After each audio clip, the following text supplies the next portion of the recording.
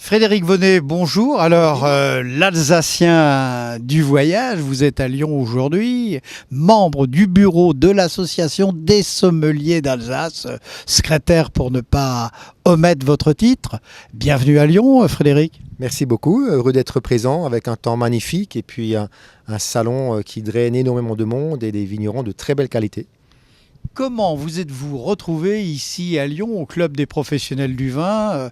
Déjà pour retrouver mes amis sommeliers, pour retrouver certains vignerons aussi que j'ai eu l'occasion de découvrir ailleurs, pour soutenir avant tout ce salon, puisque je crois que c'est un salon qui mérite d'avoir la confiance et le soutien de la sommellerie.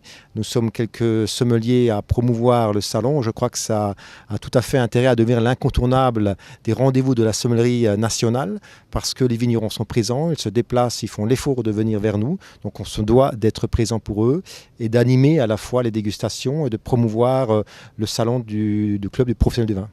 Au-delà de tout ça, on a quand même l'impression, enfin c'est plus qu'une impression, que la sommellerie, c'est vraiment une grande et belle famille. C'est une grande belle famille parce qu'on a l'occasion de se rencontrer sur différentes actions professionnelles. On a des métiers qui sont naturellement passionnants.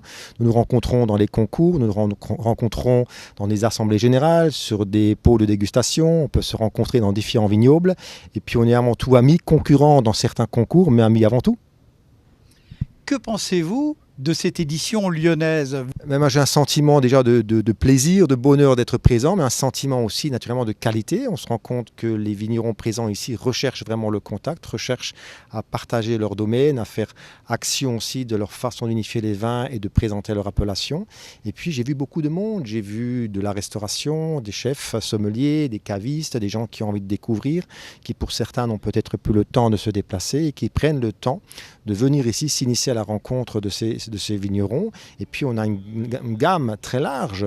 Il y a des Italiens, il y a des grands Champagnes, il y a la vallée du Rhône, il y a des grands Bourgognes, il y a des Bordeaux, il y a du Jura. On a une gamme de vins qui est très large à la fois, donc je trouve ça fort intéressant. Large et éclectique, et vous avez fait de belles découvertes. J'ai fait de belles découvertes. En l'occurrence, j'ai souligné là château de Gabriac sur l'appellation Courbière.